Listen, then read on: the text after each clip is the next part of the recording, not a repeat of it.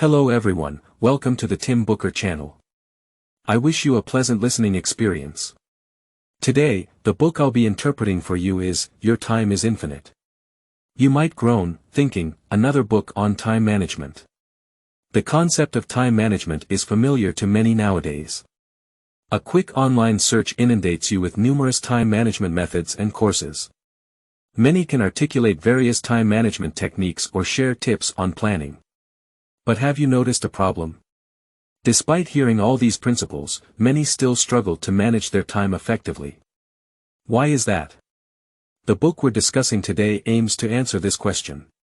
According to the author, the issue lies in our failure to grasp the philosophy of time, repeatedly becoming slaves to it. The author of this book is Fabien Olicard, a renowned psychologist from France. In his youth, he was a confirmed procrastinator. Even in school, he would rush through assignments in the last minute, leaving summer homework until the final days. There's a term for this, chronic procrastinator. At that time, Fabien was probably a hopeless case of procrastination, living a chaotic life. Finally, at the age of 17, an awakening occurred within Fabien. He realized he couldn't continue this haphazard existence. He had to take responsibility for his life. If he couldn't control his time, he might be enslaved by it forever. Rising against the enslavement of time, Fabien discovered that managing time wasn't as challenging as described by those around him. Starting from his own painful experiences, he rediscovered the value of his time, identified the common pitfalls in time management, and systematically dismantled them. His life transformed dramatically. Not only did he write books and perform magic shows, but he also persisted with daily YouTube videos, amassing a following of 1.7 million subscribers. He even founded a company, becoming a true master of time management. Therefore, the methods presented in this book are distilled by the author from psychological knowledge and his personal experiences. They are simple, practical, in harmony with human nature, and exceedingly easy to maintain.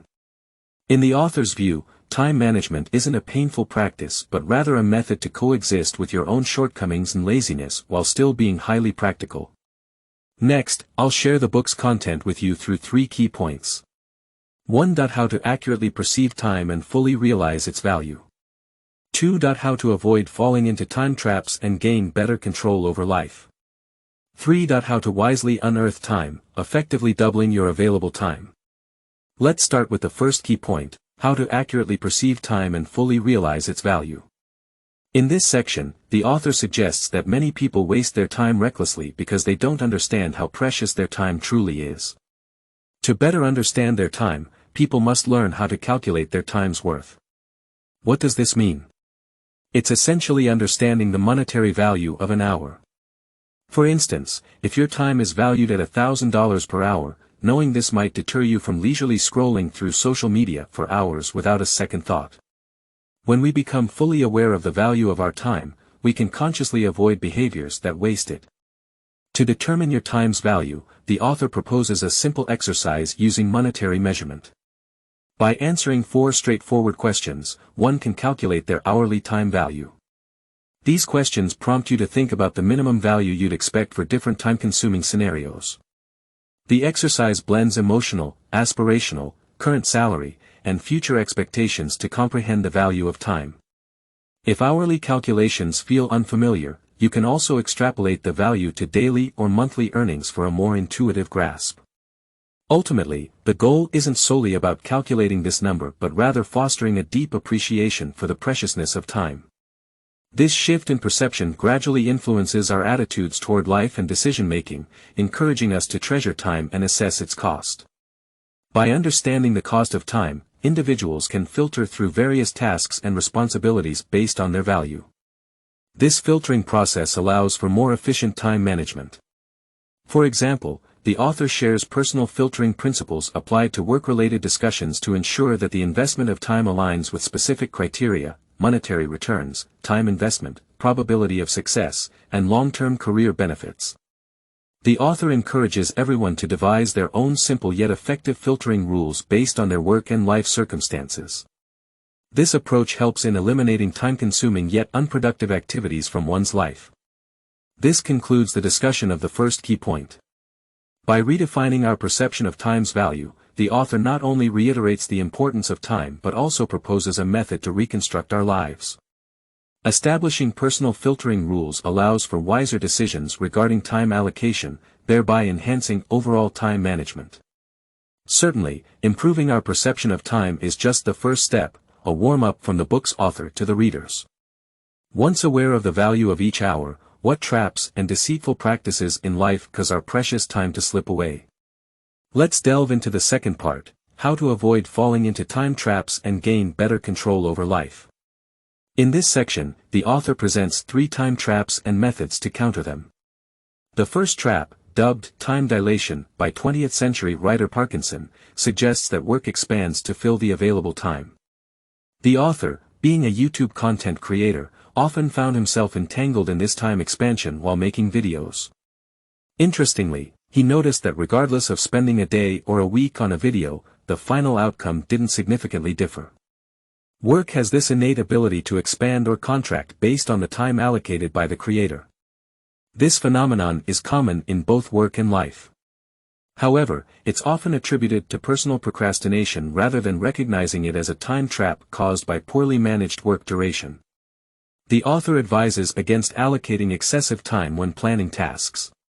Instead, compressing time frames tends to yield more efficiency.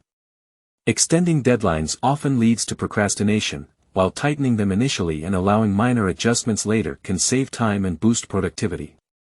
The second trap is termed the doctor syndrome, where tasks overrun, causing subsequent tasks to suffer. It's akin to a doctor's appointments running late, subsequently delaying every other appointment scheduled afterward. To counter this, strict adherence to a work plan is necessary. Even if a task isn't completed within the allotted time, reporting and accepting the consequences based on the current status rather than extending the deadline is crucial. This approach cultivates a habit of accountability and pushes for efficiency. The author acknowledges concerns about potential repercussions for incomplete work but suggests trying this method regardless. Embracing this mindset tends to elevate efficiency and often results in timely completion. For those finding the approach too stringent, a milder version involves shifting to the next task once the designated time for the current task elapses, revisiting it in a separate time block. This approach instills discipline, focus, and an urgency to complete tasks within the allocated time, leaving no room for procrastination.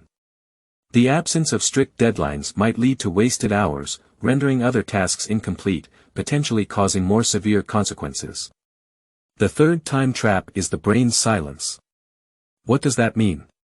Imagine you're in a meeting, the boss is assigning tasks, and you're diligently taking notes, seemingly engaged in work.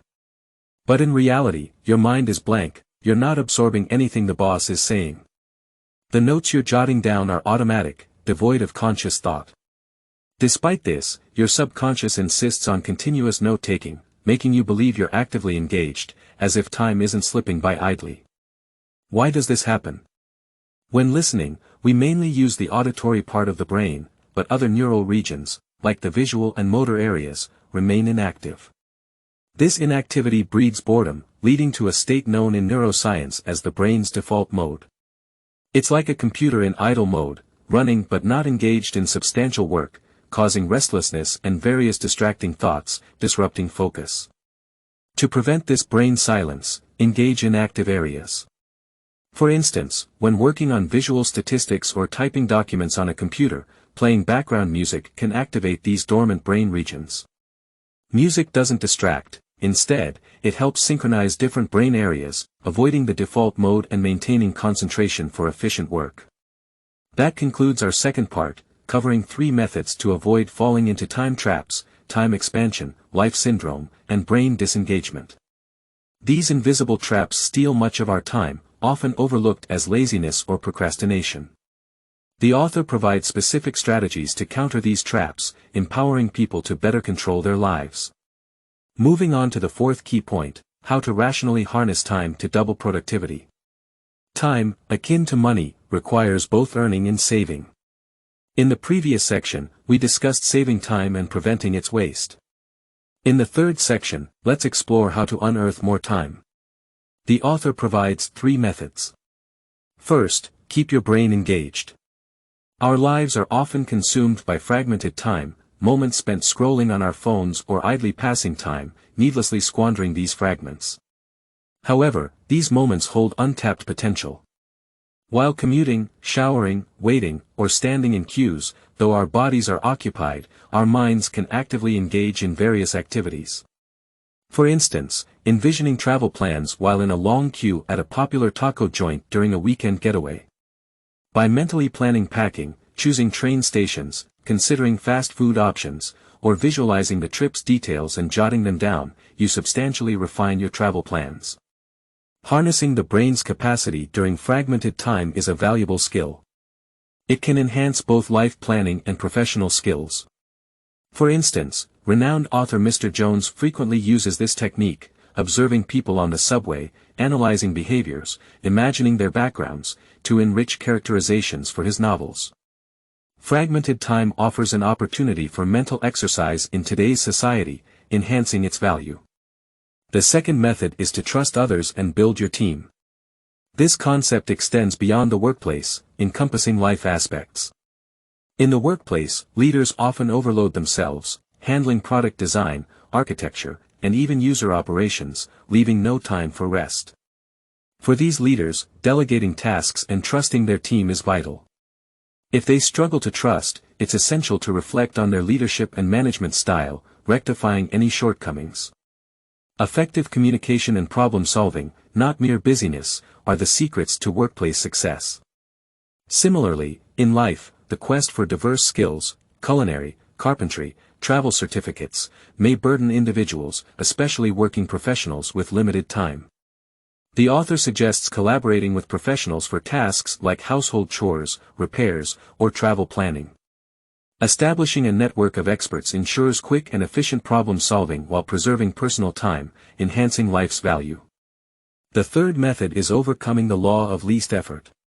Psychologist Henry Laboule identified a tendency to choose tasks requiring minimal effort, a concept known as the law of least effort. People tend to prioritize easier tasks over important ones, resulting in inefficiencies in time management. Imagine tasks as stones filling a jar. Prioritize significant tasks, big stones, first, leaving space for less crucial ones, small stones, sand, and water. Overcoming the law of least effort involves arranging tasks by importance rather than ease and allocating sufficient time for crucial tasks.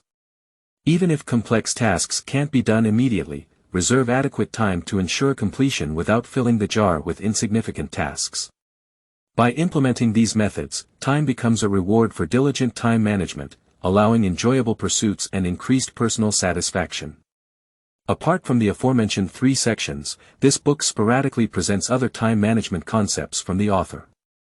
For instance, continuous learning of new knowledge.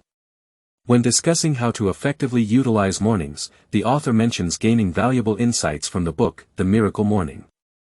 This book taught the author how to achieve high-quality sleep and wonderful mornings, transforming their notorious tendency to oversleep into a gateway to a delightful early morning routine.